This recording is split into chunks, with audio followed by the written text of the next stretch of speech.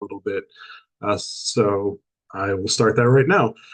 We're excited that you have joined us. For those of you who I have not met, my name is Dan Lebo. I am the member engagement manager for the chapter. And we are really excited for our lead training or lead trainings this week and lead day next week as we practice some advocacy and work on supporting some bills that would be important to our profession and for the people that our profession connects with. So today I'm going to just kind of help manage things and monitor things and send it over to different speakers as they are available.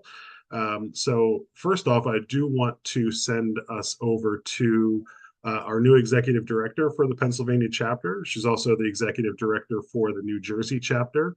And I wanted to give her a moment to introduce herself. So Dr. Tiffany Mayers, if you would like to introduce yourself. Thank you, Dan. Good afternoon, everyone. As Dan said, my name is Dr. Tiffany L. Mayers, and I'm the new executive director for the Pennsylvania chapter.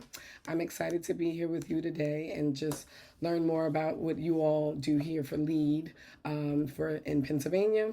I am familiar with LEAD from New Jersey's perspective, but wanting to see how you all put everything together. And I will be joining you all in Harrisburg next week. So I look forward to making some advocacy. You know, social workers, we do the things that we do and we advocate for our constituents. So I'm looking forward to joining you all.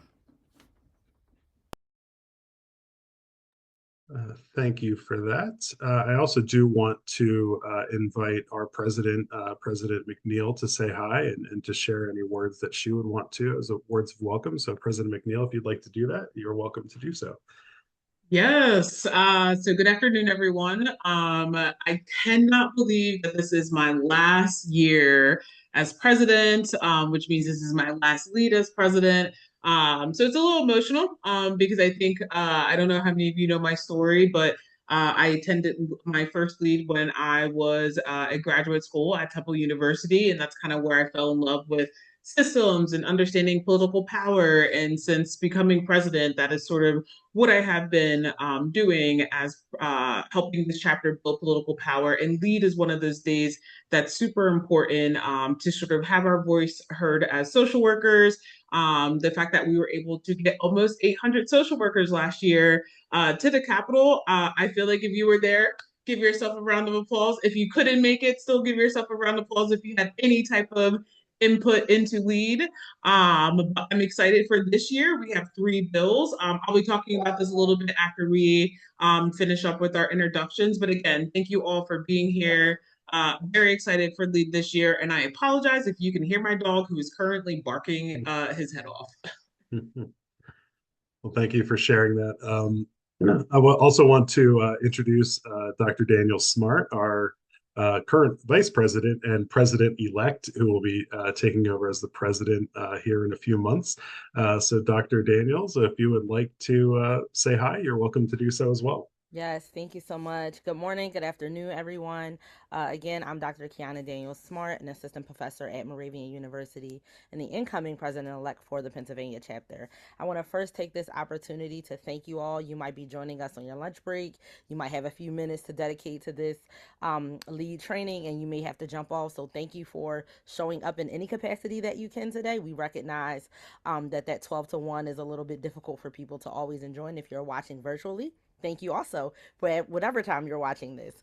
I just want to say I really love Lee. It is such an exceptional opportunity to be engaged with your legislators, to be engaged with your professional organization, and to hear about all of the work that we do throughout the years to get certain measures on the particular ballots and to think about the bills and how they really do inform our social work practice. And so, as you're here today, one of the things, a tangible takeaway I hope that you can engage with is to think about how some of the bills that we're going to talk about today might impact your current work. You might be in a field placement where some of these bills might be showing up in the work that you do. You might have a social work position already. You might be a master's student who's already engaged in this work. And so the idea is that you're going to take something away from this session so that you can utilize it with your clients, but also add to your social work toolkit. So again, I thank you all for being here. And without further ado, I'll turn it right back over to you, Dan. Thank you for that. I just want to make sure I wasn't on mute. Glad that you could both join us, and we're really excited for Lead next week. I just wanted to share a couple of just sort of the nuts and bolts and the schedule of what to expect next week if you're joining us, and just to talk through a little bit about what we're doing for the rest of the week. And then I believe President McNeil said she had some additional things she wanted to share regarding the different legislations that were scheduled to share this year. In the chat, I did link to our lead page on our website in case you want to check it out there in terms of what the day looks like.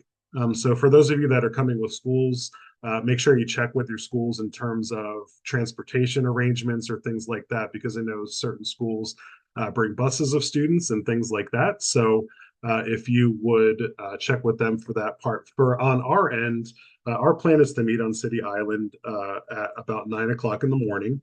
So for those of you that are traveling, make sure you drink some coffee before you leave. But City Island, we do want to make a note that there is no public restroom there. This is all on the website for you as well. Once we gather there and check in and do all those things, we'll work on our march to the Capitol at about 9:30. And then we have a rally scheduled at the Capitol on the steps in front of the rotunda from 10 to 11. At that rally, that's where we'll have signs, we'll have press available, we'll do a lot of different things. President McNeil will share some comments. Dr. Tiffany will share some comments as well. And we'll also have a few of the legislators come out and join us as speakers as well. As we had mentioned, there's 3 bills that we're focused on this year. One is our compact bill that we've been working on for a number of years. But for all of those, we'll have different representatives and staff members from the sponsors of those bills to come out and talk to us about the importance of the day. After that rally is over, you will have different meetings scheduled with legislators or legislative staff for the remainder of the afternoon. So some of that will be dependent on what school you're coming with, because those meetings are scheduled based on location of where your school is. So for example, if you're coming from Temple, we're going to talk to the representatives and the state senators that would be associated with where Temple is located. Same would be true if you're coming from Westchester, Millersville, or Pittsburgh, or so on and so forth. Those meeting times will be on the website, and we'll also send out an additional email towards the end of the week to make sure you have that information of if you're coming from this school, these are your meeting times with your legislators. As we go through the week this week, we have different sessions scheduled, and I'll put this in the chat as well, with representatives about those different bills so that you have an idea of what it is that we're promoting on those days. So I will, like I said, I'll put it in the chat, but we'll have a sort of a deep dive session on all 3 bills in this upcoming week so that you'll have more information about that. In addition to that, at the lead day itself, you'll get a program that has some bullet points, some frequently asked questions, those types of things in terms of how to prepare to meet with the legislators and to share that information. We'll have flyers and things like that that you can leave behind with them that kind of highlights what the basic information of the bills that we're promoting is, why it's important to the social work profession, and why it is that we're choosing those to advocate for. So we'll find out more information about those this week in terms of sort of the deep dive of those. But that's just some basic information in terms of what to expect the day of. Obviously, dress comfortably. If you're joining us for the march, you're going to need some comfortable shoes to walk. We'll keep an eye on the weather conditions for the day. If it's anything like we're expecting today, that's not going to be a good situation, but hopefully that's not the case. And looking ahead, that doesn't look like there's some bad weather, but make sure you dress appropriate for the weather. It is a rain or shine event, but there is a caveat to that because of the rules of the Capitol, if there is bad weather, the rally that would be on the steps would be canceled. They're very particular about making sure that with the equipment and the electronics and things like that, that if there's bad weather, that the rally outside will be canceled in the event of bad weather. But in terms of the meeting with the legislators, those will be scheduled and will continue no matter what the weather will be that day. It should be an interesting day and a busy day at the Capitol. It is a dual session day, so both the House and the Senate will be in schedule. So depending on how that goes, we might need to be a little bit flexible with our meeting times if the sessions go over or something like that. So that's something to kind of keep in mind. But I did notice that in our in our Zoom here, we did have Natalie and Angie, who are some of our legislative staff that work with us here with NASW-PA join. And I did want to give them an opportunity to introduce themselves and maybe share some words as well. So I think I see Natalie first. So Natalie, if you want to hop on and maybe talk through things from your perspective a little bit. And I apologize. Dan, I know you sent me the link, but I had the other one. So I was in the other meeting. So I'm not quite sure what you've covered yet, but I'll just give a brief introduction. I'm Natalie Cook.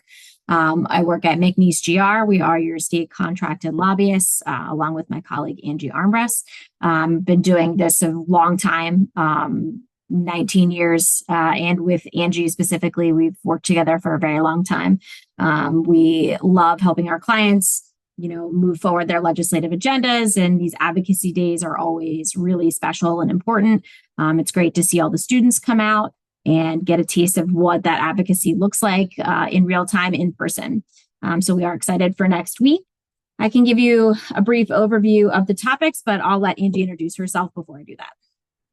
Hi, everyone. Angie Armbrust. Thanks so much for sending the link, Dan, and I'm just happy to join and really looking forward to sharing an hour a day kind of through the rest of this week, 2 hours on Wednesday. I think we'll probably cover that. And then being with all of you in person here next Tuesday. As Natalie said, it's one of our favorite things to do is, have clients actually come to the Capitol and have legislators hear directly from all of you. They hear from us all the time. They see us all the time, and not that they don't value our opinion and trust us, but whenever they can hear directly from the source, from people who are licensed in the profession or people who are studying to become, members of the profession, it really does mean a lot to them. And they really do value the time that you're taking away from your daily life to come and advocate for your profession. So thank you to everybody who's doing that. Sure. So on Tuesday, tomorrow, we will have Representative Schusterman and her district office director, Jennifer Pick, talking about Rep. Schusterman's bill, House Bill 1993. And I'll drop links in the chat for you too, if you want to check them out before the events this week. But she'll be talking about her bill for artificial intelligence and mental health and what that looks like and how we should be monitoring the use of AI in healthcare. Wednesday, we will have Representative Abney, the only social worker currently in the legislature. He has sponsored your social work compact bill that would allow you to practice in more than one state. That is Senate Bill 554. That bill is currently through the House Bill 554. The bill is currently through the House and in the Senate. So it is awaiting second consideration and third consideration in the Senate. And then Thursday, we have Representative Brian Dawkins and Ryan Beeston, the executive director for the House Labor and Industry, Committee. And they'll be talking about the minimum wage bill, House Bill 1549. That bill passed the House last June and is currently awaiting consideration in the Senate. It would have to go through committee first. And Angie and I can talk more about the process of, how that works when we talk to everybody on Wednesday.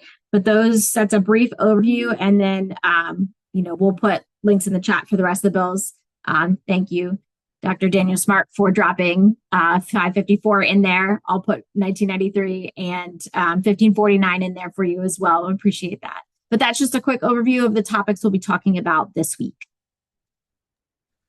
I also did Just, include, oh, sorry, sorry. Natalie, just to let you know, Dr. Daniels did actually put all three bills in there. You probably Oh, just can't see it because of when you joined in, but there are just thank you. yeah. So what I I'll say is, appreciate that. yeah, no worries. I'm gonna go ahead and just put all of them in there. Thank Feel free you. to just be attentive and be in the space. I'll navigate the chat. Thank you so much. No problems. Yeah.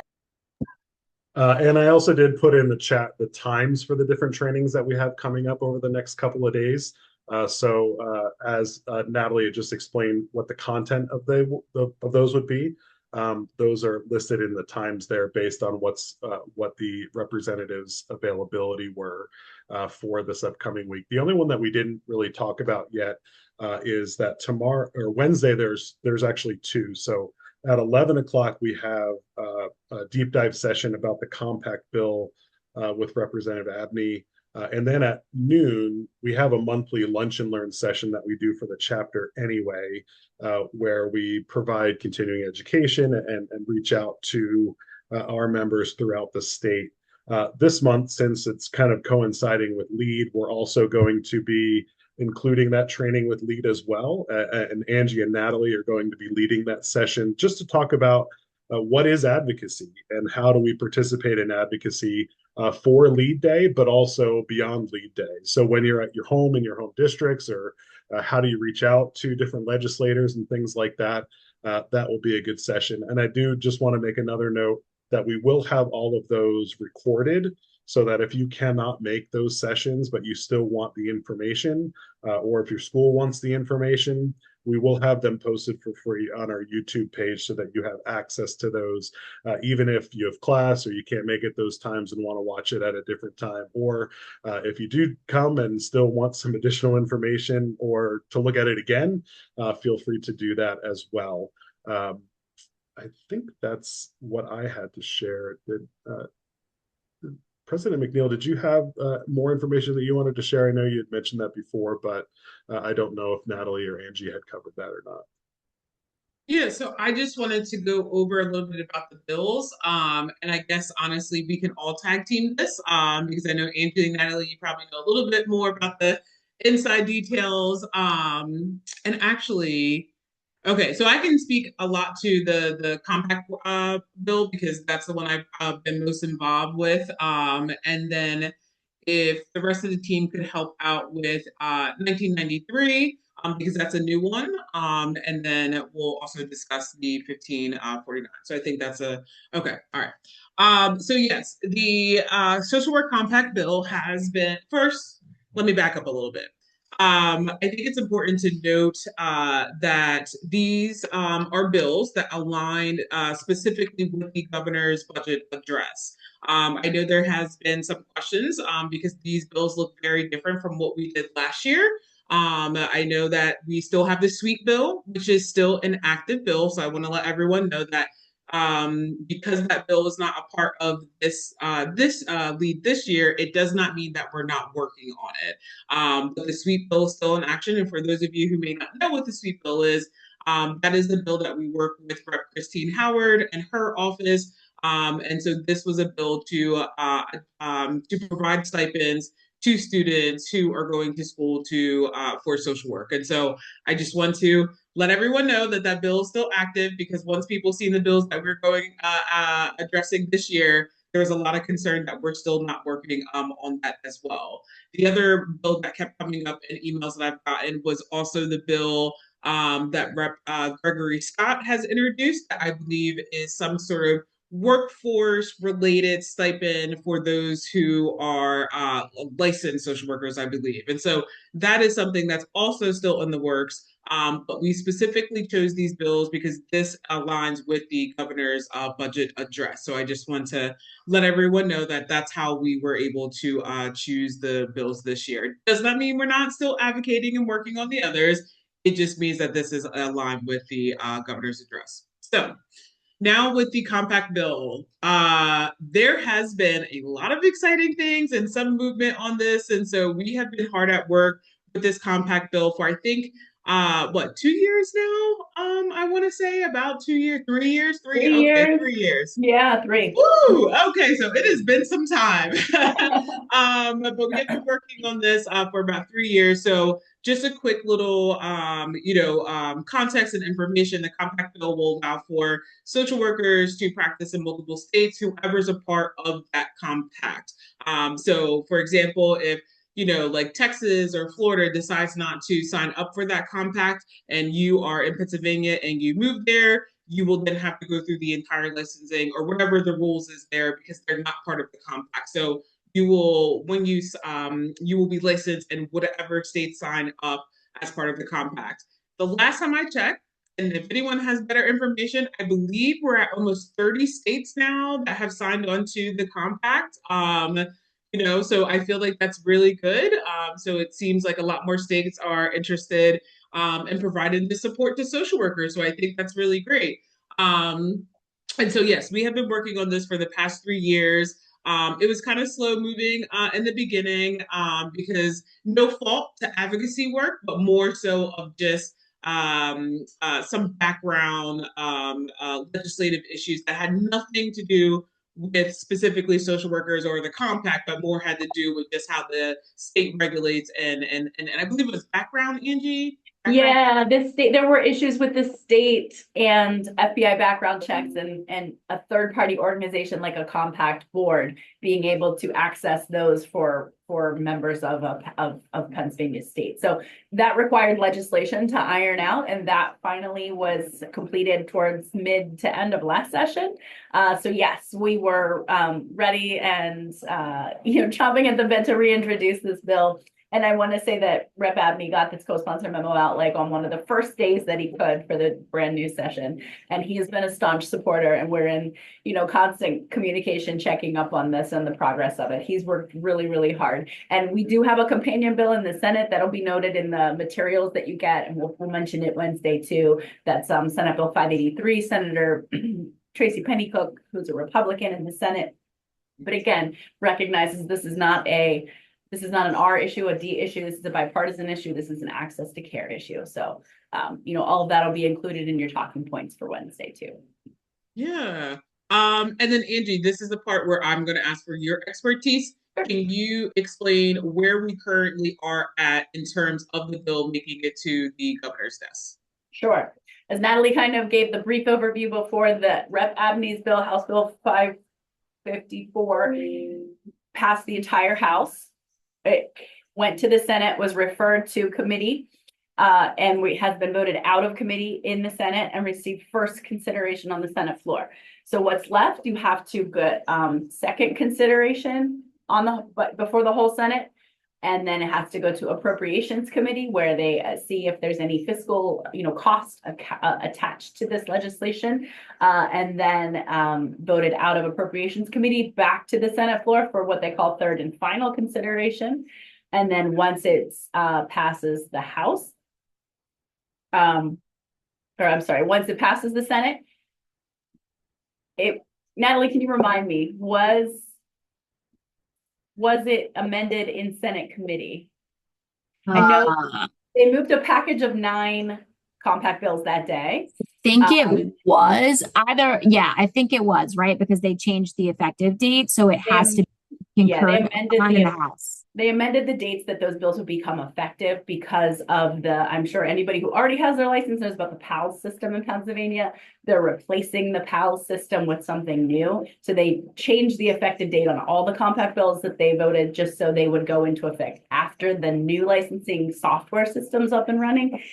So because there's that small change, it would have to go back to the House for what they call concurrence, meaning the House would have to say, yes, we're fine with that change, and then on to the governor's desk.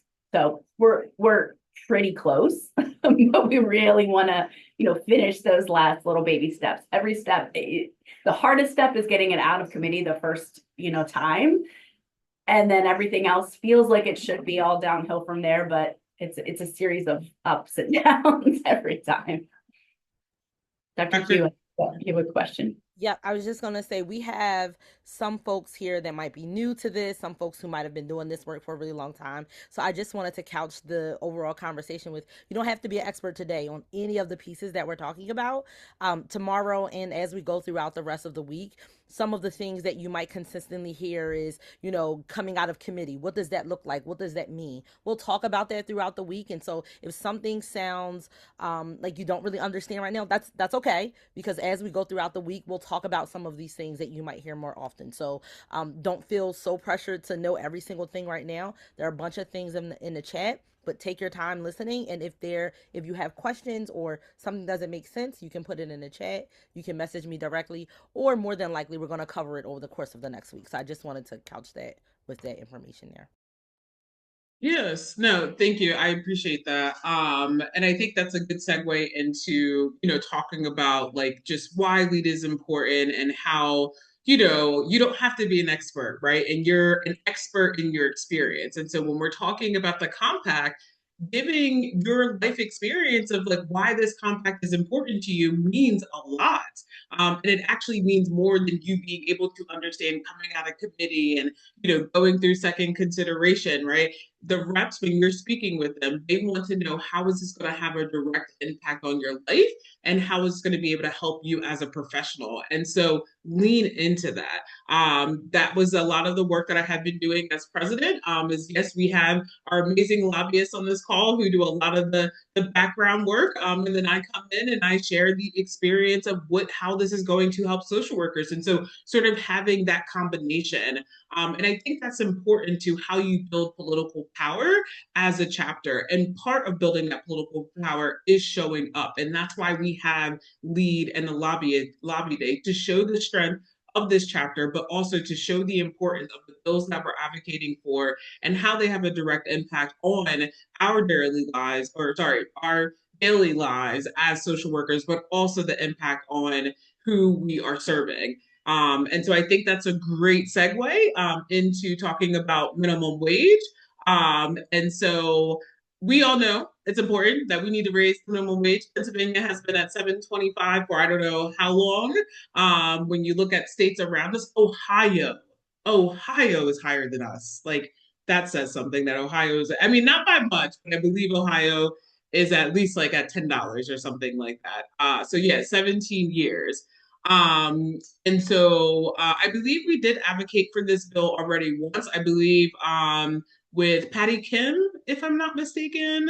So I believe this might be like our second time around with minimum wage. But again, when we're talking about how do you speak to legislators around this, talk about your personal experience, right? Of making 7.25 and not having that as a sustainable, livable wage. Talk about how that impacts your clients who are making this wage. So you don't have to go in there and be someone that you're not. Who you are right now as a social work student, as a social worker, that is enough. And that's what they want to see when you're going and having these conversations with representatives. So anyone, Angie, Natalie, Dr. Q, want to add more about the minimum wage bill? Can talk a little bit about the bill and how it works.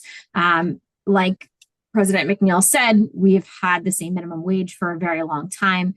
We are one of 13 states in the U.S. that has a minimum wage of $7.25 an hour. So obviously well below what would be considered a livable wage today.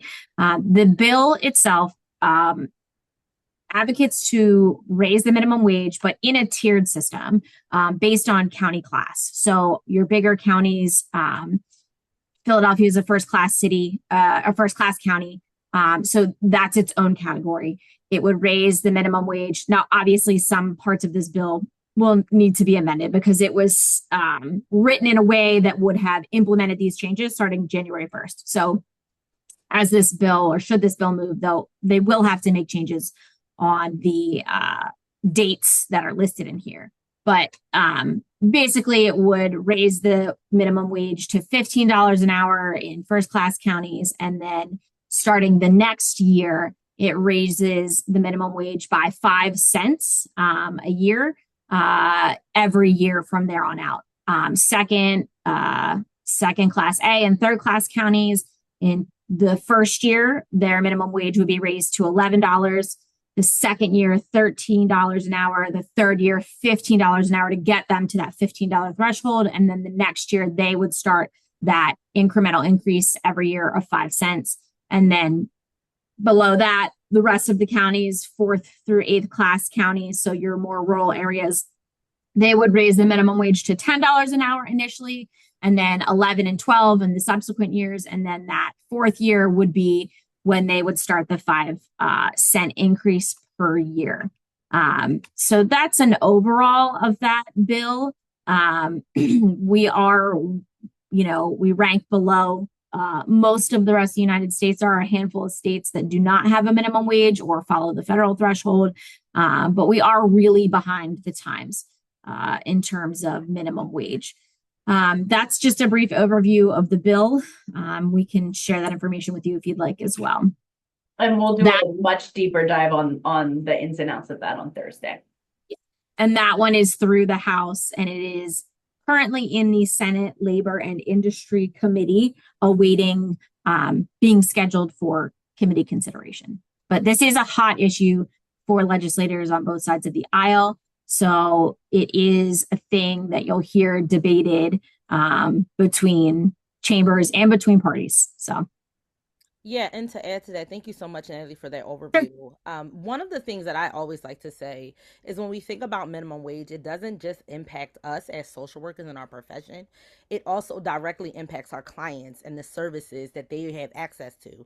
And so if 40% of Pennsylvanians are making $7.25, realistically, how can we think that our clients are able to then afford $1,400 to $2,000 worth of rent? Right? So we really did simple math, $7.25 times 40, and then look at that over 12 months. That's actually not enough to even afford appropriate and accessible housing. And so while we may say, oh, well, it's capitalistic to think of us to be thinking about raising the minimum wage, in all honesty, $7.25 is not enough for anyone to live off of, even just with that basic math there. So that is something that I hope that if none of these other bills kind of sit with you, that is something that directly impacts you as a social worker, and it most certainly directly impacts your clients in the services and supports, and also just their overall well-being that they're able to have in their own lives. And so part of the reason why I have been pushing for us to talk about minimum wage and really get that as sort of one of our pieces of legislation that we're focusing on, because I do think it's so important. All of the issues and challenges that our clients are facing have a lot to do with not being able to afford basic necessities, and that $7.25 we know is just not enough. And again, if no other bill sits with you and you're like, I'm not really comfortable talking about that, we can all talk about money. We all need money to live. And so I think that's an area that we can come together on to say, hey, we really need to be looking at this. And I just want to, for context, give a little bit of information. So every single state around us, New Jersey, West Virginia, Ohio, correct, every single state around us, Delaware, has raised their minimum wage to $15. And so that is telling. So that is something that I want us all to be sort of on the same page about. It's not just about our clients in this instance. It's also about us and collectively coming together about why that needs to be raised. It's going to be really important for the work that we're going to continue to do. And I'll get off my soapbox. I will add that there is a caveat to that bill for tipped employees.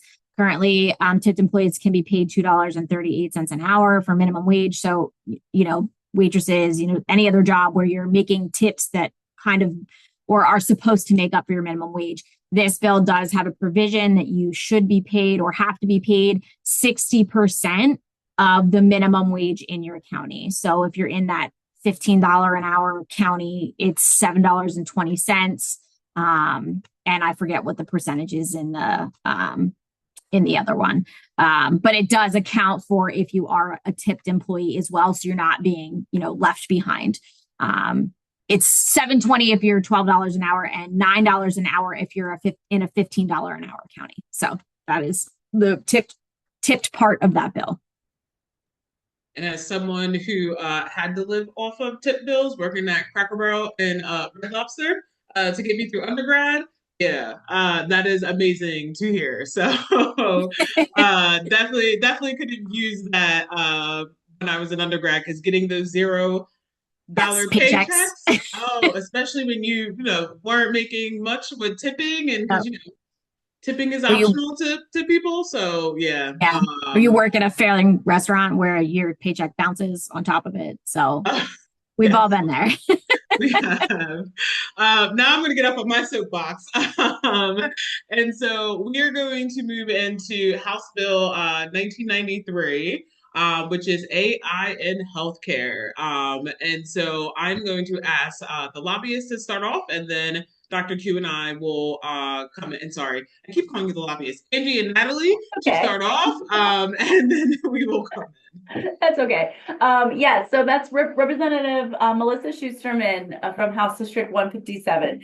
She had been in an event with an NASW member and had a conversation, kind of like a one-on-one conversation about what's AI like in mental health care, and the conversation kind of really piqued her interest, and she was like, oh, I think I'm interested in that. And then, a week or two went by, and lo and behold, we see a co-sponsor memo pop up from her. So, she really took that conversation to heart. And that's kind of an example of, you guys are out there in your communities. I mean, if you have opportunities to interact with legislators, they're people too. They're open to learning about things that they don't know about and hearing about your work. So through just a conversation at a dinner, this issue kind of came up.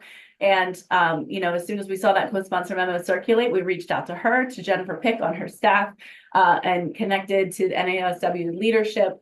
And they very graciously kind of sent us the draft before they even introduced the bill. And NASW's board had a chance to read through it, decide if any tweaks needed to be made, or if there were any concerns, and kind of have a bit of communication back and forth before the bill was introduced as House Bill 1993.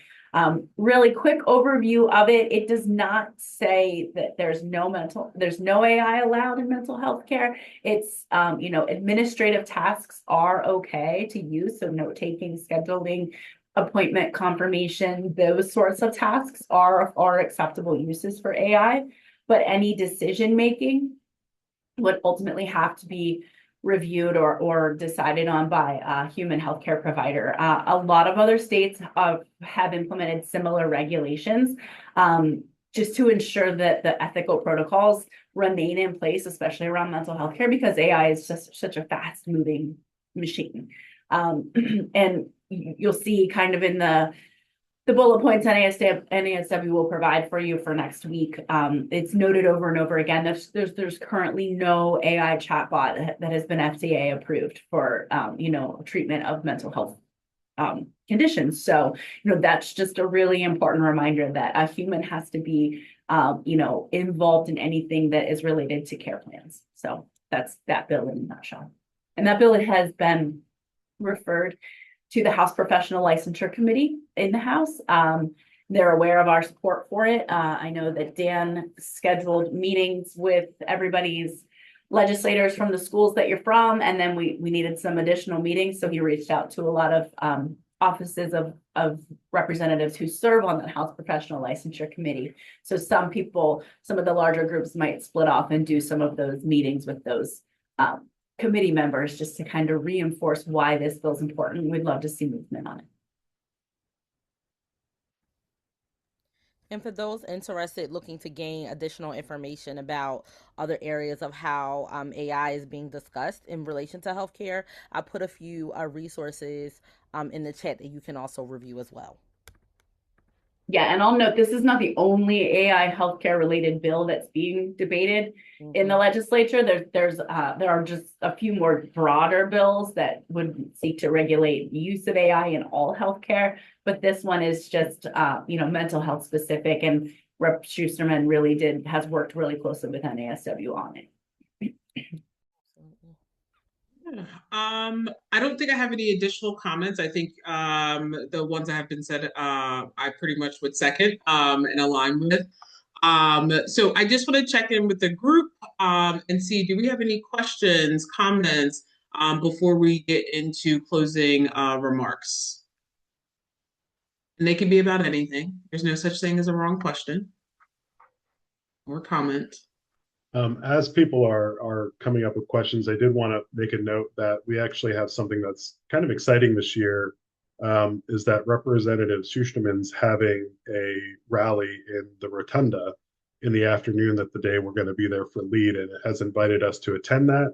And we'll be meeting with students afterwards in the Rotunda. So that's another opportunity to see advocacy at work, see a different side of legislation, and talking with her office. I think they are also hoping, I don't know if it's confirmed yet or not, but they're hoping that the Speaker of the House will be present at that as well to speak at. So that'll be something that, regardless of the school that you're there with, if you don't have another meeting scheduled at that time, that we would encourage you to go and be a part of that rally as well. That is exciting. It's very exciting. Okay, so I guess we can get into closing remarks. So Angie, Natalie, do you have any closing remarks for the nope, okay. Looking forward to seeing everybody Wednesday. Yeah. Dr. Daniels, do you have any closing remarks for the students? Nope, I was just going to say thank you all for your time again. Take an opportunity to download a lot of these resources that are put in the chat for you.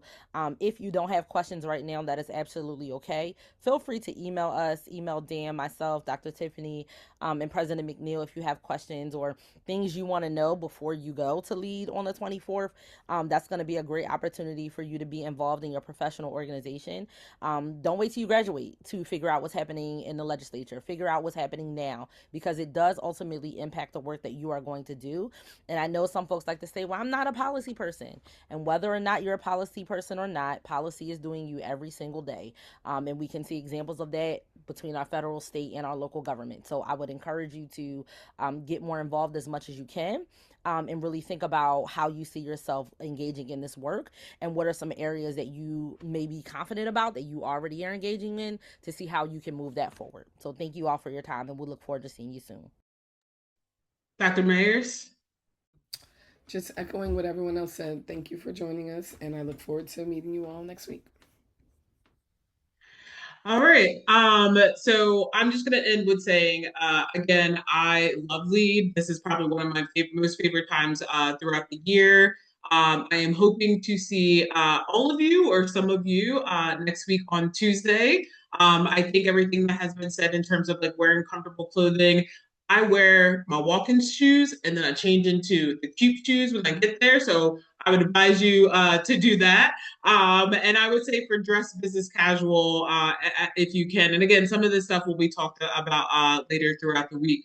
But one thing I wanted to echo and end with this is Dr. Daniel said something that's super important, is that, if you don't do policy, policy is going to do you. I always say that social work is political. As much as you want to think that our profession is not a political profession, it is. When you want higher wages, you need to go and talk to your representatives. When you want a better workplace, access to supervision. When you're talking about these different pathways, when you're talking about how you can care for your community because you don't have a well-funded agency or you're under-resourced, all of that is political. So social work is political. And so it doesn't matter if you are like me and you are a multifaceted social worker and you work in many different areas, or if you're a direct practitioner and you're doing more one-on-one therapy. Regardless of where you are as a social worker, it is political, and this is how we build wow. This is how we.